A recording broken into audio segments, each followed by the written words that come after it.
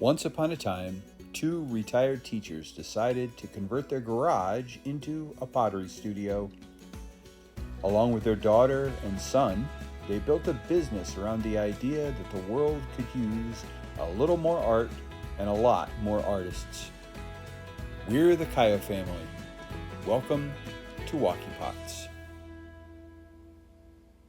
Hi everybody, how you doing? How you been? How are things? Shane and Diana here at Wocky Pots Studio with our much hyped and look forward to review of kind of a cool piece of equipment that we have here in the studio.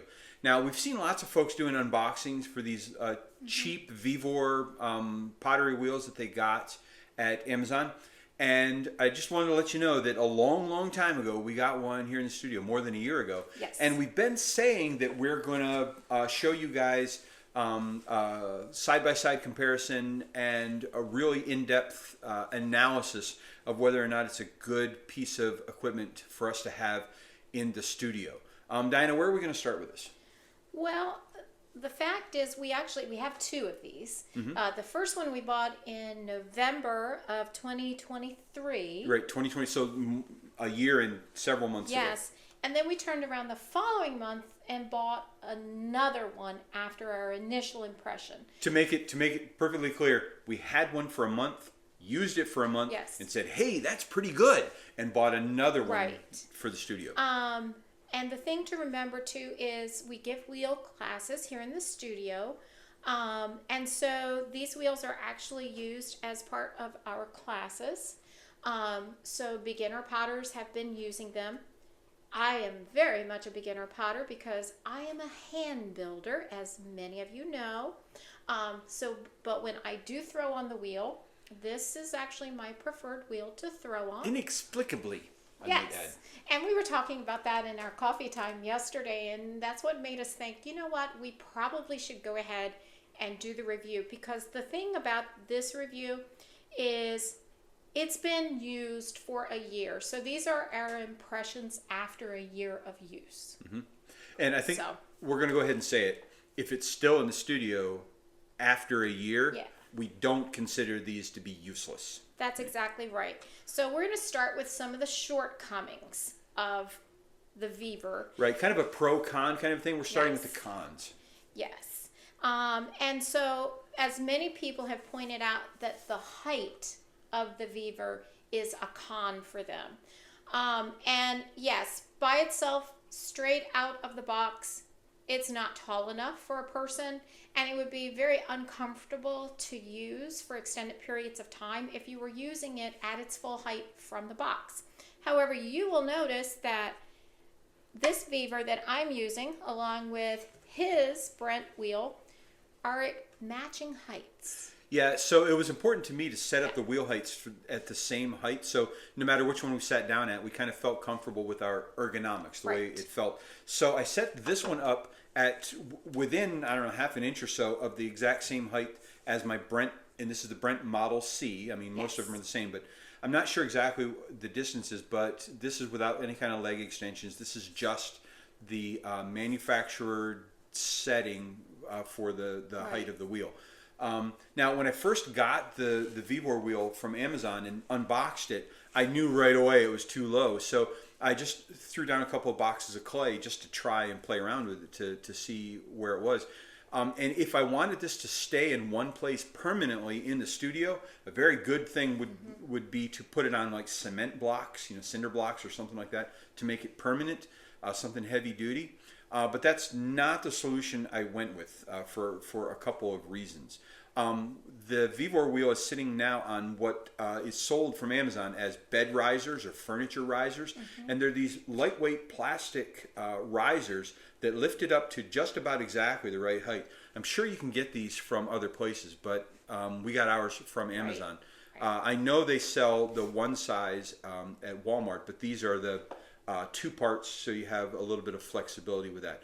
Now, you would think that because they're fairly lightweight plastic that they are a little wobbly or whatever. They are absolutely not. Not at all. And there's it doesn't move.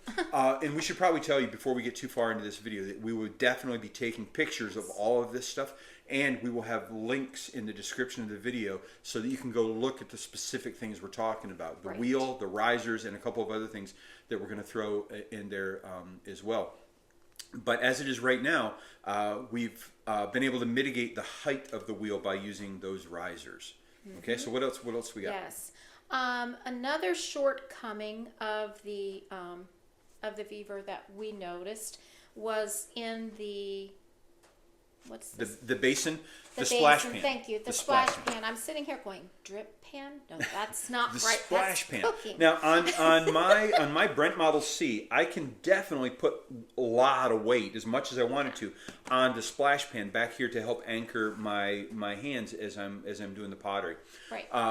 It was wobbly to begin with. Now you'll notice there's no wobble in it.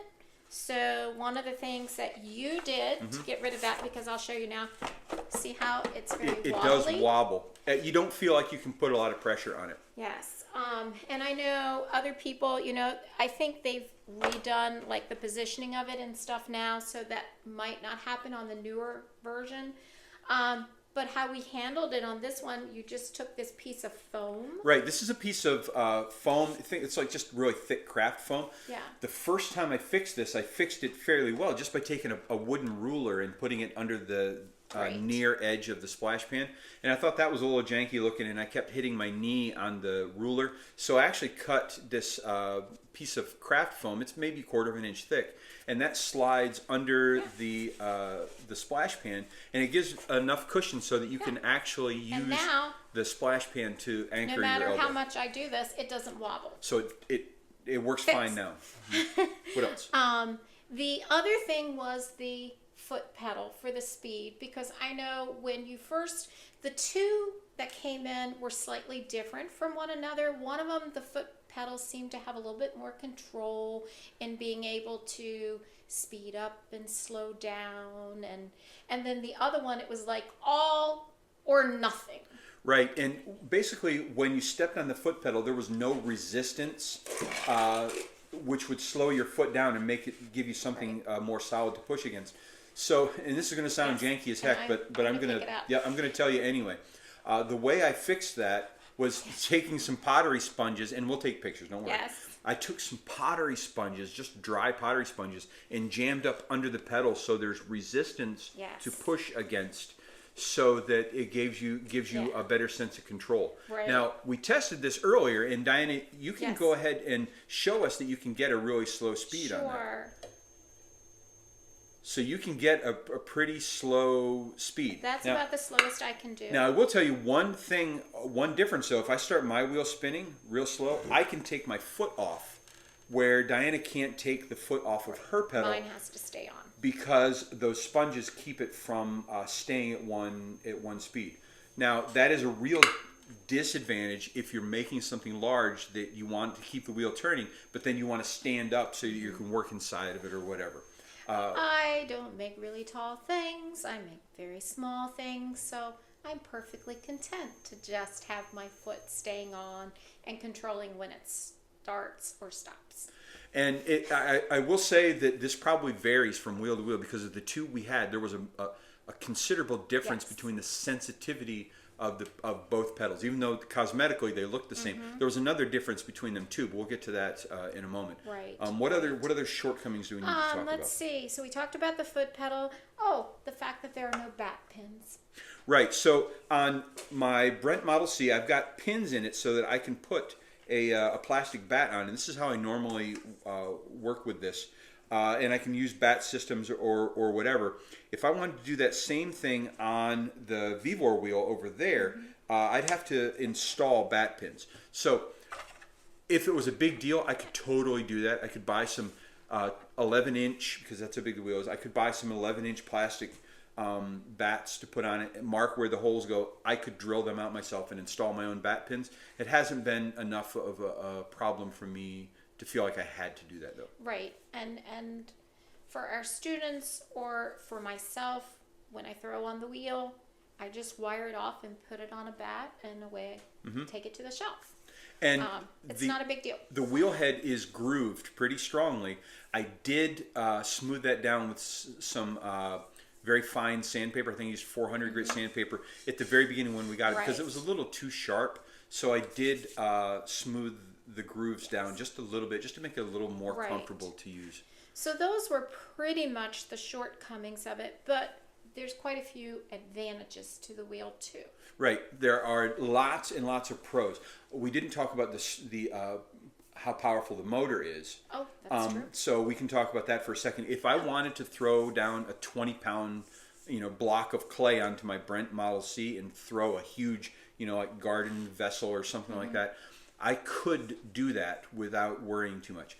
This has a much less powerful motor, but having said that, I have never made anything on my Brent that I couldn't have also made on the Vevor. I've never made anything large enough that I thought it would make that big of a difference. And after a year of using this, I will say that I've never felt any kind of a slowdown if I'm using less than about 5 pounds of clay. And most of you guys aren't going to be throwing with much more than 5 pounds. So if you're throwing mostly cups and bowls, nothing really huge, then you won't really be disappointed in the power of the Vevor.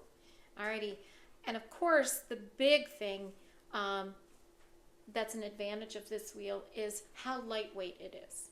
I mean, I'm going to just take this. Yeah, let me hold your...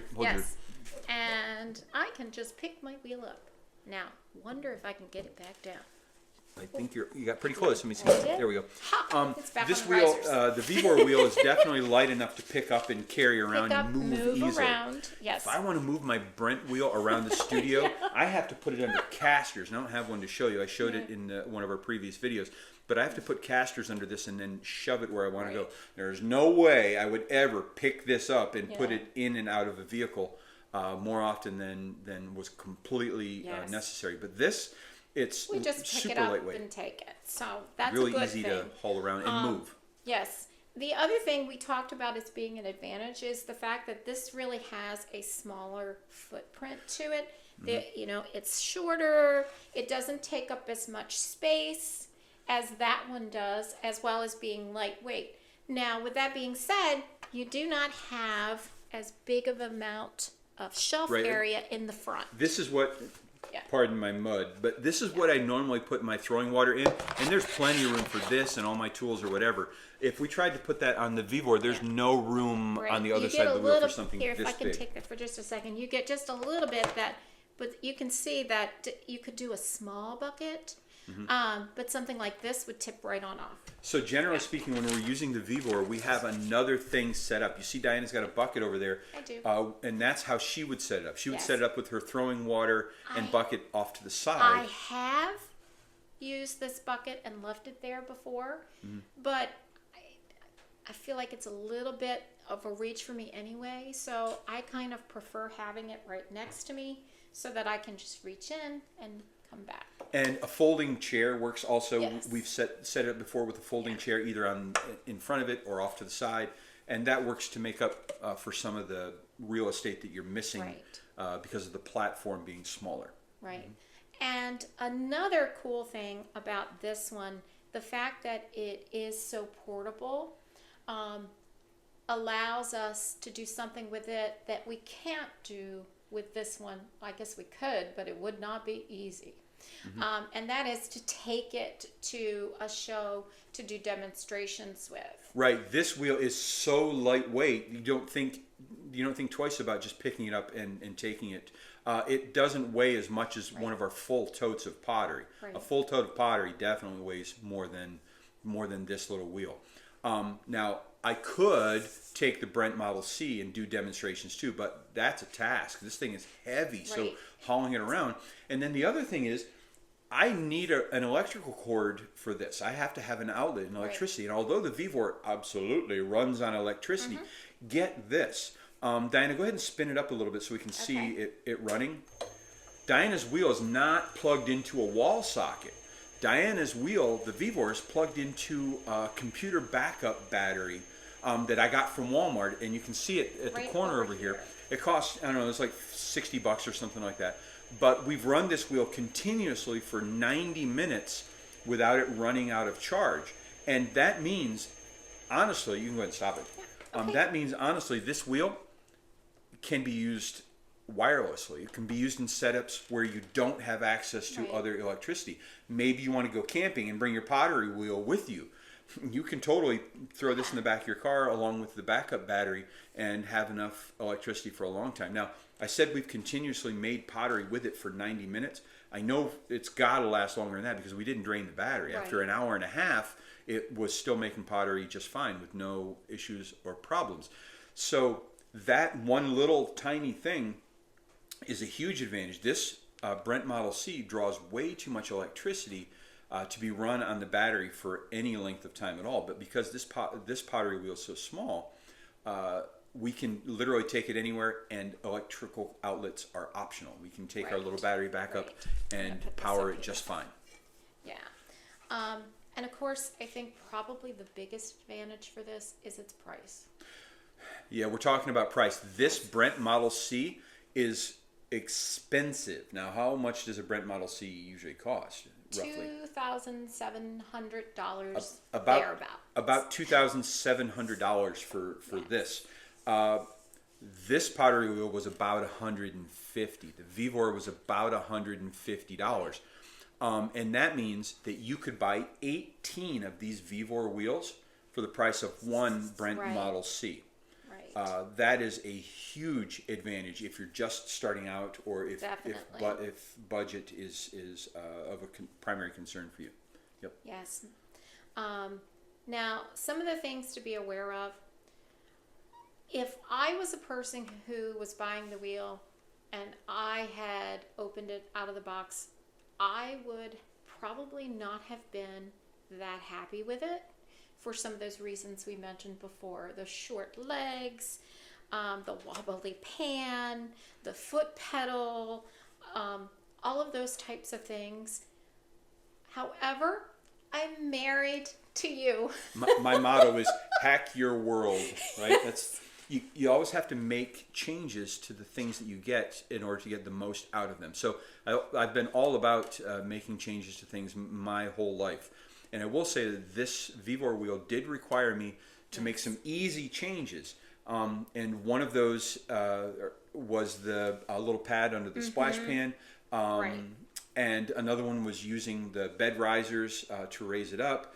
And there may have been a bunch of other little things too. Well, there were some other little quirky things that had happened in the manufacturing. One of the wheels came in and the button on the side did exactly what the button on the side was supposed to do, but the other wheel, when it came, it didn't. So it does have a reversible direction, and that's great.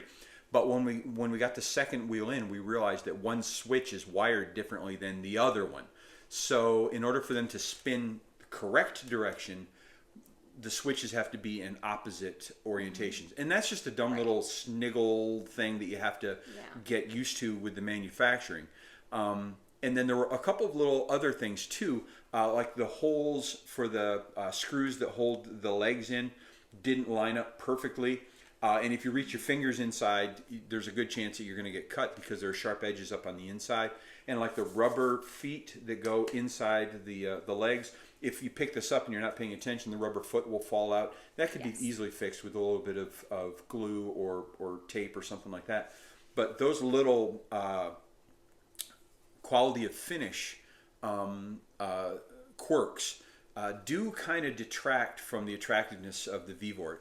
Understand, if you get one of these for $150, it is not going to have the quality craftsmanship of something that costs 18 times as much. That's right.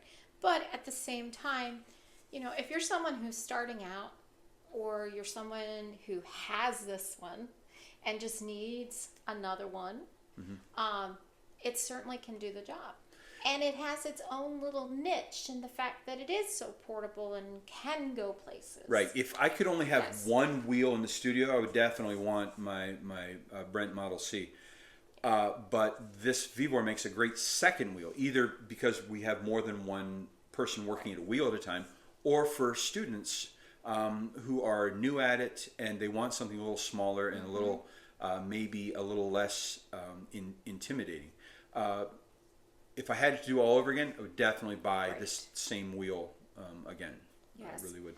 But some of the conclusions that we came up with, you know, in addition to what we were saying about, you know, this is a good second wheel to have, or if you're just starting out and you don't want to spend a lot of money, a good wheel to learn on.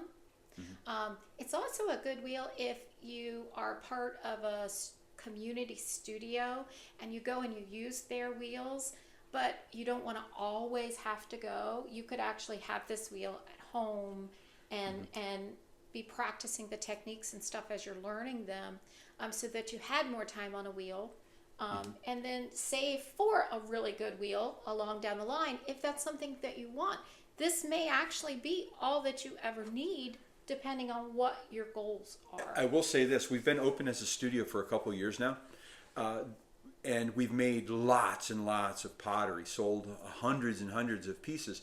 There's not been a single piece that I made on this wheel that I couldn't have made on that wheel. We don't make anything that would only be able to be produced or realized on the expensive wheel.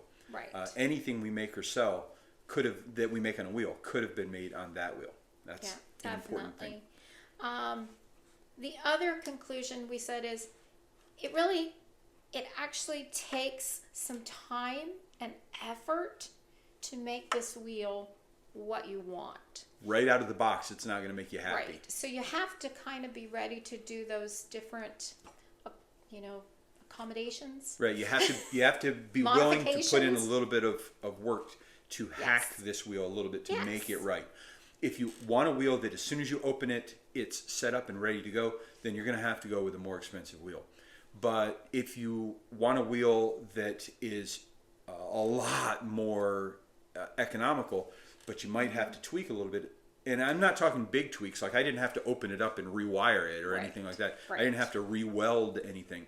But you have to make some small concessions and some small modifications in order for this to work. Yes. Now, we talked about the cost of them, about $150 and about how much, $2,700.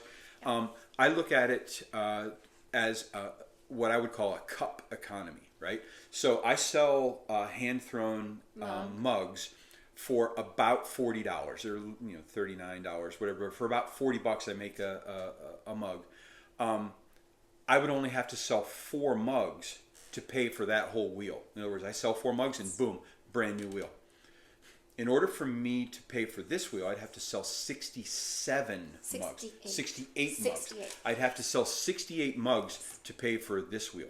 So when you put it into perspective like that, how much work you would have to put into it in order for it to pay for itself, the little wheel is way easier to purchase and will require way less cash to get. That's right. So, if you're short on funds, but you want to start making pottery, this is a great choice.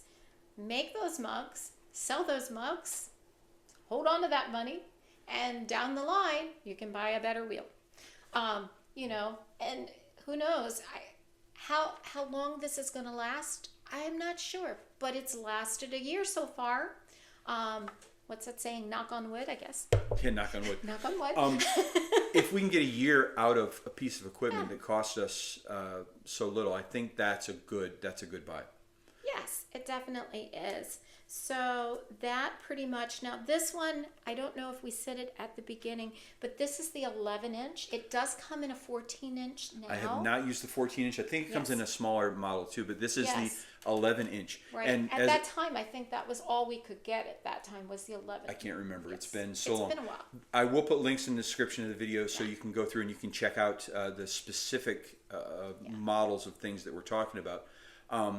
But if we had to do over again, we would definitely get these same wheels. Now, if my expensive wheel quit tomorrow and stopped working, I could make do with this one for a while, but I would still want a bigger, better Cadillac of a wheel eventually. But production in my studio would not come to a halt if this wheel stops working tomorrow. We can still make stuff with the smaller Vevor wheels. Yeah. Okay? I think that's pretty good. All right, so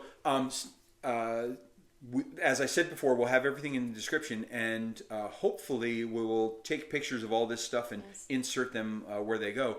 And we are also going to show you a short demo video of us actually throwing something on both of these wheels.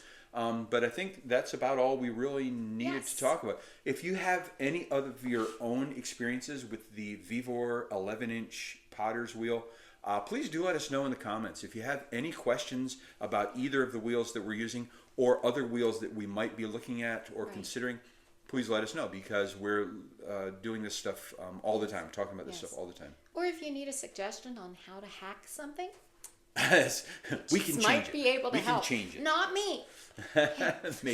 Maybe. All right, so are we ready to wrap it up? Yes. All right, for now. Thanks so much for watching. Please do hit that like and subscribe button. And if we're done, let's go ahead and sign it out. All right. Toodaloo, TTFN, ta-ta for now. Take care. See you later. Have a fantastic day no matter where you're at. Bye, everyone. Bye, guys.